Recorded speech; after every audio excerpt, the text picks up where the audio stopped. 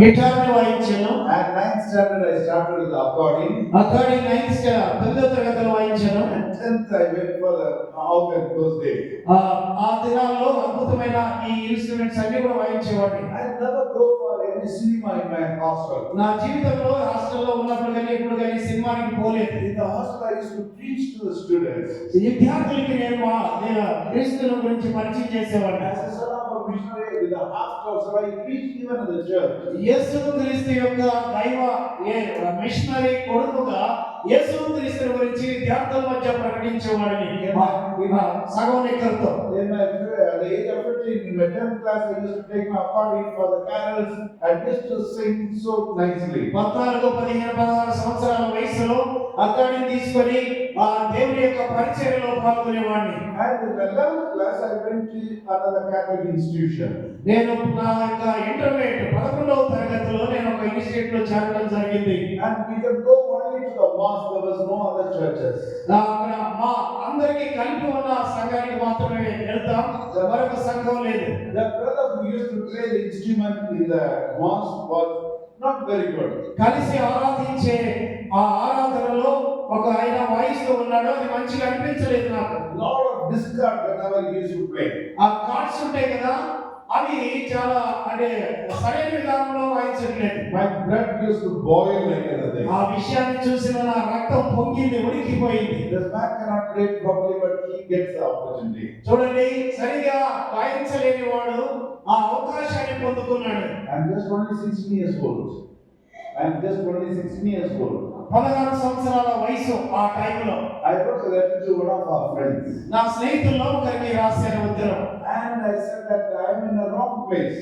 నేను ఉండవలసిన స్థలంలో లేను అని రాశాను. My skills are not used here. నాకున్న తలాంతులు వాడబడతలేదు ఇక్కడ. I have bitterness against my friends. నాకు ద్వేషం వారి గురించి కలిగింది. Especially to this Catholic brother. ఈ క్యాథలిక్ సహోదరుల గురించి నాకు చాలా ద్వేషం వచ్చింది, అసూయ. After a few days I got a response from my friend. నా స్నేహితుడు నాతో కొన్ని దినాల తర్వాత స్నేహితుడు మాట్లాడాడు. 5 paise postcard. నా 5 పైసల అప్పుడు ఆ కాలం నుండి ఉత్తర 5 కార్డు అది రాశాడు. One statement he wrote. ఒకే ఒక విషయాన్ని చెప్పాడు. There are 4 gospels in the Bible, but the 5th gospel is your life. ఆయన రాసిన మాట ఏంటంటే, బైబిల్లో 4 సువార్తలు ఉన్నాయి, 5వ సువార్త నువ్వే అన్నాడు. And the Spirit of God started to speak to me. ఆ మాట ద్వారా పరిశుద్ధాత్మ దేవుడు నాతో మాట్లాడటం ప్రారంభించాడు. Raja, you are doing so many things for me. అనేక విషయాలు నా కొరకు చేసే కంటే, Is there any place for me in your heart? అనేక విషయాలు నా కొరకు చేసే కంటే నీ హృదయంలో నాకేమైనా స్థలం ఉందా అనే ప్రశ్న దేవుడు వేశాడు. Son of a missionary, missionary కొడుకుని leading the choir, choirని నడిపిస్తున్నాను, preaching in the church. చర్చి యొక్క అవసరాలు When I got the best boy award in my college, in my school. నా స్కూల్లో మంచి ప్రథమ స్థానంలో మార్కులు వచ్చిన వాడిని. I was a great activist for Jesus Christ. యేసుక్రీస్తుకు చాలా ఎంతో చురుకుగా సంఘంలో పాల్గొంటున్నవాడిని. No place for Jesus Christ. కానీ క్రీస్తుకి నా హృదయంలో స్థానం లేదు. And that's the day I was reading the Bible every day. ఆ రోజు బైబిల్ ప్రతిదినం చదివేవాడిని. ఆ రోజు ఈ బైబిల్ ఈ వచనం చదువుతున్నాను. It so happened that day my reading was 1 Corinthians chapter 11 verse 1.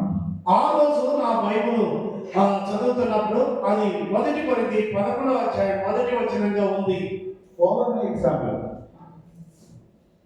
ఉదాహరణకు నేను క్రీస్తును పోలి నడుచుకుంటున్న ప్రకారం, Follow my example. నా యొక్క అనుకరణ అనుసరించండి. The question came, are you eligible to be the 5th gospel? నన్ను వెంబడించు అనే స్వరం నాతో మాట్లాడటం ఆరంభించింది. It was a study hall. అది చాలా పారవత్యమైన, I was in the study hall. నేను చదువుకుంటున్న ఆ రూమ్ లో ఉన్న సమయం అది. బైబిల్ ధ్యానిస్తున్న సమయం. As I was reading, the Lord spoke to me.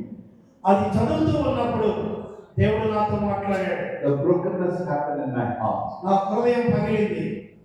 I said, Lord, forgive me. దేవా నన్ను క్షమించు.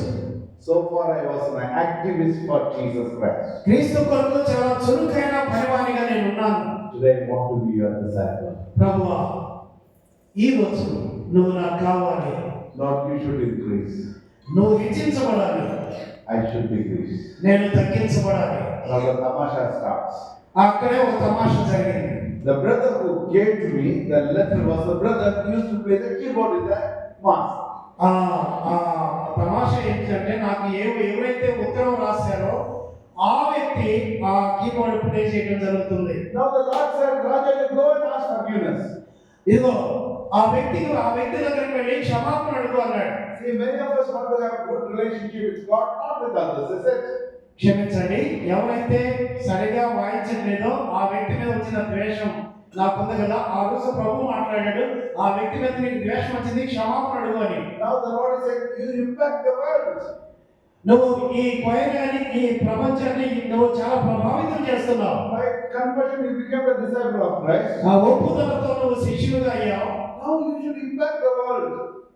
ఇప్పుడు శిష్యుడిగా ప్రపంచాన్ని ప్రభావితం చేయాలి. How to go and ask forgiveness? ఎలాగా క్షమాపణ అడగాలి? God gave me the grace. దేవుడు కృపనిచ్చాడు క్షమాపణ అడగటానికి.